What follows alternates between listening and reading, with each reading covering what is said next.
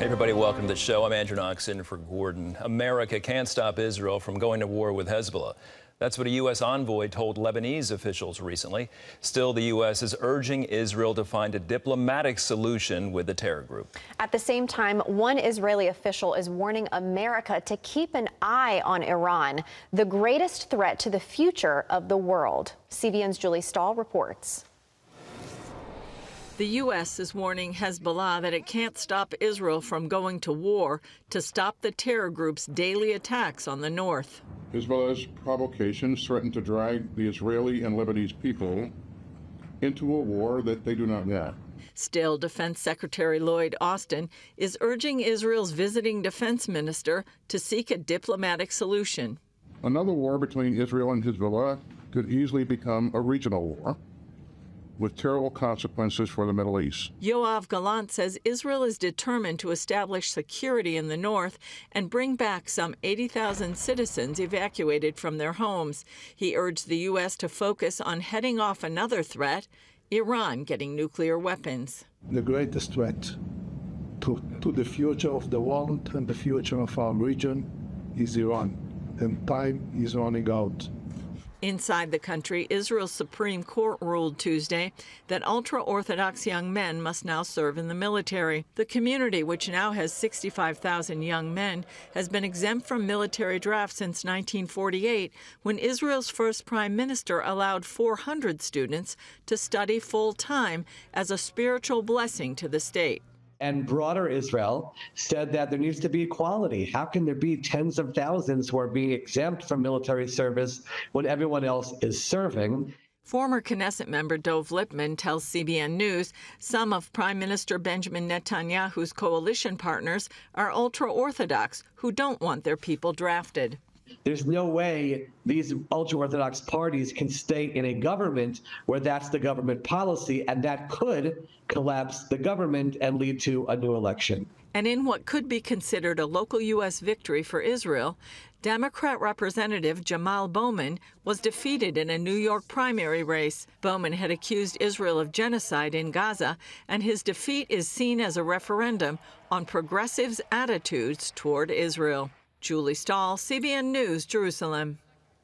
Well, certainly lost in the news in recent months are those 80,000 Israeli citizens evacuated and displaced. And this ruling from Israel's court that ultra-Orthodox young men must now serve. I mean, it's been since 1948 this law was in effect, so things are really heating up. Many in Lebanon concerned about war, so let's please keep the entire region in prayer. In other news, the Department of Homeland Security is searching for dozens of subjects of concern who cross the southern border. Ephraim Graham has that story and more from the CBN newsroom. Ephraim? Andrew, DHS says more than 400 migrants entered the U.S. from Central Asia through a smuggling network affiliated with the terror group ISIS. Agents have arrested about 150. Others are known to be in 17 states. The whereabouts of more than 50 are still unknown. Most who crossed the border were allowed to stay because they were not on a terror watch list. Recent attacks in Russia, such as this weekend's assault on churches and synagogues in the Republic of Dagestan, have raised concerns about ISIS and its offshoots. Ballot security is a major concern this election year. Many states are taking stronger measures since 2020 to ensure results can be trusted. National security correspondent Caitlin Burke tells us the Department of Defense is also getting involved. In America, election equipment is considered critical infrastructure. Given its importance, the Defense Department enlisted a research team from 2 Maryland universities. Their task? A 3-year risk assessment focused specifically on the vulnerabilities of voting machines. So we are looking at all the things that could possibly go wrong. Those could be an actor trying to disrupt something, maybe, trying to break a machine or trying to vote for somebody who's dead or things like that. But they could also be honest mistakes. Team member Dr. Natalie Scala of Towson University tells CBN News this is the perfect assignment for academia rather than government officials to tackle. For academics, we look at it based purely on data, so we don't necessarily have a favorite candidate. We don't necessarily have an agenda to push. We just want that vote to stay the way it is. The moment somebody casts it to the moment we count it, we want nothing to happen there. And what can we do to make sure that that integrity stays there so the American people can have their votes counted? The project's focus involves optical scanners used by 70% of voters and ballot marking devices used by the remaining 30%. We are looking at it from the, the average American standpoint and making sure that you feel confident and secure in the processes that we have. In the past, Scala's lab provided training for Maryland poll workers, a project she says will add to their current research. We don't want poll workers to make honest mistakes, and those mistakes become risks, or problems. And we also want poll workers to be able to identify if something is going wrong. This is the first of the lab's 3-year Pentagon grant. The team will consider cyber, physical, and insider threats, an overall approach that hopefully results in protecting other critical infrastructure like the power grid. Caitlin Burke, CBN News, Washington. I want to turn now to the severe flooding in the Midwest and that dam at risk in southern Minnesota. Emergency officials say the Rapidan Dam is still in imminent failure condition. Floodwaters have breached the western bank, sending water rushing around the side. Residents living downstream have been evacuated, with the area getting 18 inches of rain in recent weeks. It's been 5 years since Hurricane Michael, a Category 5 storm, devastated Florida's Panhandle. Today, Lighthouse Church in Panama City Beach stands as a testament to perseverance. Brody Carter brings us their inspiring story of recovery with the help of CBN's Operation Blessing. The scars from Hurricane Michael, a Category 5 hurricane, are still seen here in Panama City Beach, Florida, even 5 years later. Here are the remains of the original Lighthouse Church building. Now, just a concrete slab that once supported a growing congregation. And when you're in Florida, if it's a 3, you don't worry about a 3. But when it went to a 5, I said, okay. So we packed everybody up and we evacuated.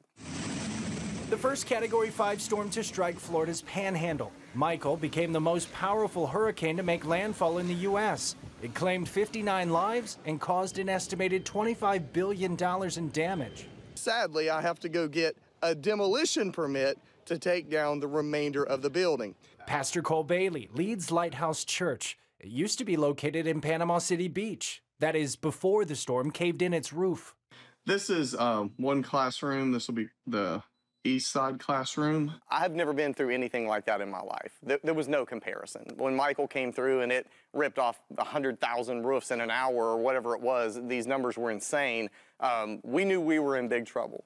After 24 years of serving this community, Hurricane Michael took everything except the ground it stood on. Its foundation in faith, however, remained unshaken.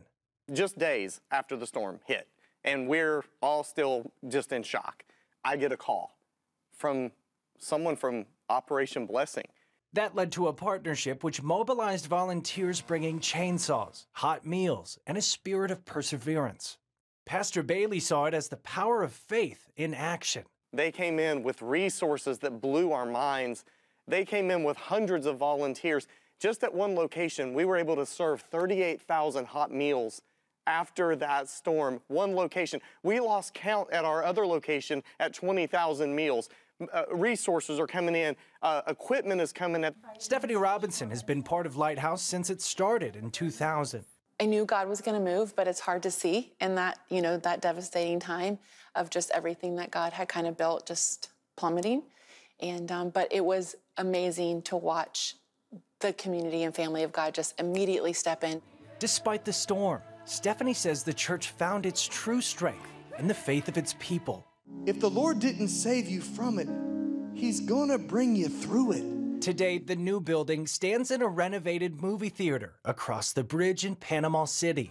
And it is a beautiful picture of God taking the destruction and bringing something out of the ashes, really and truly, and just exploding here. But this church, right here, is so thankful for when Operation Blessing landed on our property. It helped us through the hardest time of our lives. I cannot express to you how life-changing and how powerful that ministry is. The story of Lighthouse Church is a bright example of how a church body can suffer well, believing that God can and will use the storms in this life for his glory, if we allow him to. Reporting in Panama City, Brody Carter, CBN News. A true testament of perseverance indeed. Operation Blessing coming alongside to help. Andrew? Thank you, Ephraim. Ashley, I so appreciate Brody's report because I was part of a video crew about 48 hours after the storm 5 years ago. Wow. I went down with a producer and a cameraman, and we were doing stories about how Operation Blessing was helping. And that worship service we saw a brief clip of, I was so touched. It was 48 hours or so after the storm, building demolished. And the church body is worshiping. Wow. I showed up to work and captured what OB was doing, and this Yeah. church body, the membership, is worshiping God. Yeah. And then people came to the church to receive meals from Operation Blessing, but then we realized this isn't enough. And so I'm no hero for doing it, but we got in the car, and OB people got in the car, and we went out to the communities, inner cities, to the elderly. Wow, that's amazing. Thank you for those of you who years ago gave to Operation Blessing. The fruit still remains. It was just a life-changing experience. Actually, one of the people we helped literally played us a guitar. He was singing praises to God, my goodness. thanking CBN and the partners for what we had done. It's just amazing. You know, Operation Blessing's Disaster Relief Fund is ready to help people when disaster strikes. And if you gave many years ago to that effort, you can see fruit still remains. That's so important to Jesus. He says, I want you to produce fruit that will remain. Did you see that pastor weeping? Thanking you for what you've done. If you'd like to contribute to the Operation Blessing Disaster Relief Fund, you can give us a call, 1-800-700-7000. You can text OBDR to 71777. And you may say, well, there's not a current disaster you're in right this moment in Florida, but we're ready. Hurricane season is coming. And more than anything, thank you for the difference you're continuing to make all these years later.